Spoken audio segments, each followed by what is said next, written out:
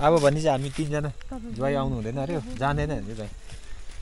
ज्वाइँ आउनु हुँदैन अरे हो अनि हामी चाहिँ अब तलतिर घुम्नु जाँदैछौँ म वरिपरि यस्तो दामी भइरहेको छ है अनि अहिले चाहिँ यहाँतिर बोजू बाजेहरूले चाहिँ खेतीबारी चाहिँ एकदमै मजाले गरेर यहाँतिर मुली हेर के मजाले भइरहेको छ सागसब्जी पुरा लगाएको छ यता मुनि मुनि अलैँची बारी रहेछ माइपाते हो पारी त्यहाँ पार्छ नि ठुले आमासँग नि ठुले आमाले चाहिँ त्यो के सब्जीहरू व्यापार गर्थ्यो होइन अन्त नि त्यो पिन्डालहरू के केहरू किन्थ्यो नि त्यहाँ पारि गएको म ठुले आमासँग माइपाते हो बोजूको के अरे भाइको घर पनि छ त्यहाँ पारि बाजेको घर कुवा पनि उयो पारि ठुलो डाँडा हो त्यस्तो छ कुरा चाहिँ अलिक तलसम्म गएर घुमेर आउँ है अब साथीभाइ यही छ म चाहिँ तपाईँहरूसँग सानो सर्ट भिडियो सेयर गर्नेछु हो अनि लामो भिडियो हेर्दा मान्छेहरूलाई हेर्नु पनि अलिकति मजा नआउने खालको अनि अल्छी हुने खालको हो त्यो खालको हुन्छ जस्तो लाग्यो मलाई त्यही भएर चाहिँ अबदेखि चाहिँ म तपाईँहरूसँग सानो मिठो सर्ट भिडियोहरू सेयर गर्दैछु साथीभाइ सबैजनाले हेर्नु होला अनि तपाईँहरू यहाँतिर भिजिट गर्नु आउनुभयो भने पनि आउनु सक्नुहुन्छ किनकि यहाँतिर अहिले होमस्टेहरूको पनि सुविधा धेरै भइसकेको छ हो अब चाहिँ तपाईँहरूलाई म कार्डोममको एकदमै मजाले खेती गरेको ठाउँ चाहिँ यहाँनिर देखाउने छु हो यस्तो मजाले यो सबै कार्डोमम एकदमै मजाले अलैँची लगाएको छ होइन त्यो चाहिँ अब भारलाङ हो कि सानो खालको हो के त्यो चाहिँ थाहा छैन तर पनि यति मजाले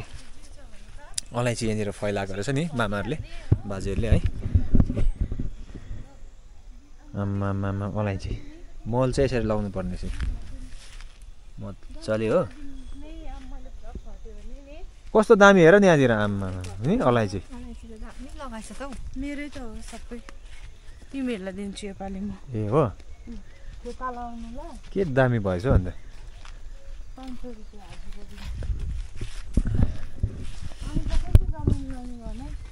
अहिले भने चाहिँ हामी तल आइपुग्यौँ हो माथिबाट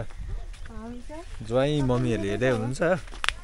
अनि यहाँतिर चाहिँ पहिला पुरा घारी थियो नि त म यहाँ बस्दाखेरि चाहिँ अनि यहाँदेखि मुनि चाहिँ टुनी घारी भन्छ है पुरा चरा खेल्नु जान्थ्यो केटाहरूसँग होइन तर अहिले चाहिँ अब मजाले यो फाँडेर सागसब्जीहरू लगाएको छ पहिला पनि थियो यहाँतिर अलैँचीहरू है तर अहिले चाहिँ सागसब्जीहरू पनि एकदम मजाले लगाएको छ अनि यहाँनिर सानो भ्यू पोइन्ट टाइपको बनाएको रहेछ है ढुङ्गासुङ्गा मजाले थुपारेर अनि यहाँनिर अहिले होमस्टेहरू पनि बाजेहरूले बनाउनु भएको छ होमस्टेहरू पनि चल्दैछ शेर्पाटारमा लोवर शेर्पाटार भनौँ न यो चाहिँ अनि यहाँबाट चाहिँ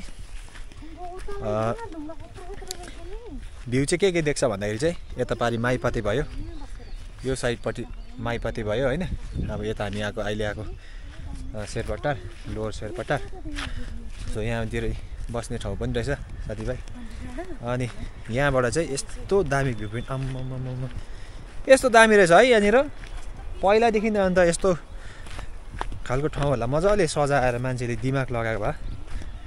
हामी कहीँ जानु पर्दैन नि हाम्रै ठाउँलाई हामीले नै देखाएर होइन पैसा छ नि गर्न सकिन्छ साथीभाइ यहाँनिर चाहिँ यस्तो मजाको लोकेसन रहेछ है यहाँ पारि माइपाते अनि यताबाट ओडाले खोला भन्छ होइन यो खोला र यो खोला चाहिँ फेरि काली खोला मिसिएर चाहिँ टक्कै गएर तल के अरे चेल खोलामा मिसिन्छ हो अनि त्यो खोला चाहिँ गोरुबथान हुँदै उँधो मधेस पस्छ अन्त यहाँ पारि चाहिँ यो ठाउँ देख्दै गरेको पास्टिन कमानको मुनि काली खोला भन्छ यो ठाउँलाई चाहिँ जसमा कि अब हाम्रो मेरो गाउँदेखि पारि काली खोला छ त्यस्तै गरी यहाँ पनि काली खोला छ यो पारिको गाउँहरूलाई काली खोला भन्छ है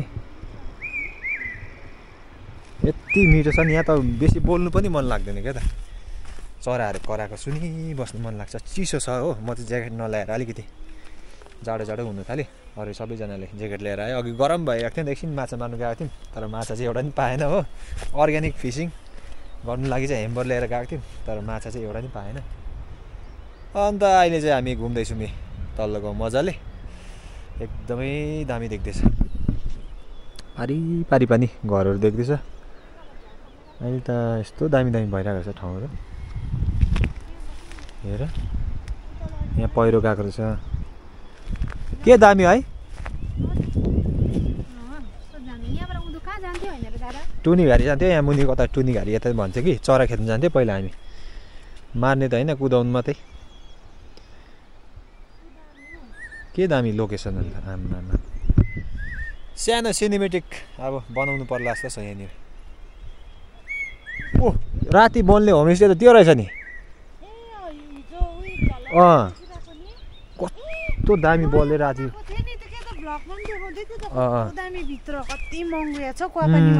यही हो रहेछ यो त भिला बनाएको त यस्तो दामी बनाएको छ कि यसलाई चाहिँ म मजाले फोनले जुम गरेर देखाउँछु ल हामी यहाँ डाँडामा घुम्न आएको छौँ कि अनि यहाँदेखिको पारि चाहिँ एउटा दामी भिला यो धेरैजना मान्छेहरूले पनि भिजिट गरिसकेको छ एकदमै एक्सपेन्सिभ छ बस्नु लागि चाहिँ हो यो दामी छ यो भिला चाहिँ तपाईँहरूले नेटमा सर्च गरेर हेर्न सक्नुहुन्छ है दामी चाहिँ एकछिन सुनसान भएर यहाँको मजा लिनु है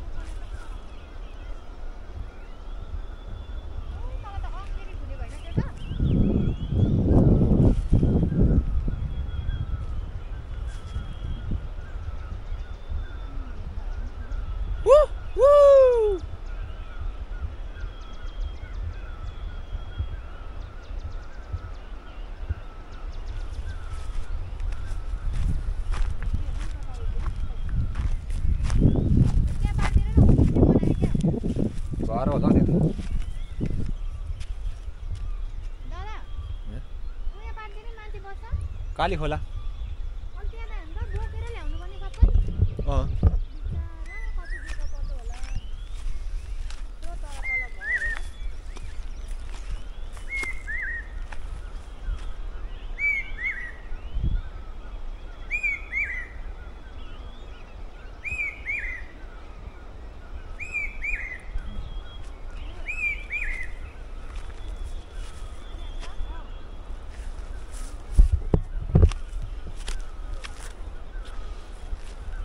दामी रहेछ हौ यो ठाउँमा दिल खुस मन खुस हुने रहेछ नि यहाँ आएपछि चाहिँ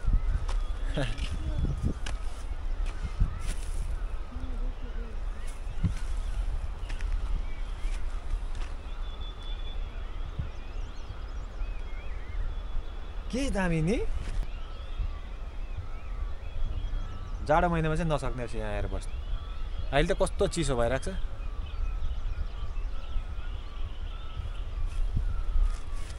टेन्सन भएको बेला मान्छेलाई एकदमै मन बिग्रेको बेला चाहिँ यहाँ आएर बस्नुपर्ने रहेछ नेचरको मजा लिने चाहिँ क्या त एकदमै सुनसान वरिपरि यस्तो दामी दामी भ्यू छ हो अनि त्यसमा प्लस पोइन्ट चाहिँ यो नेचरको म्युजिक भनौँ है चराहरू एकदमै मजाले कराइरहेको छ खोला पनि कराइरहेको छ कुनै गाडी घोडाको एकदम आवाज छैन एकदमै है सुनसान दामी यति दामी यति मिठो रहेछ है यो ठाउँ चाहिँ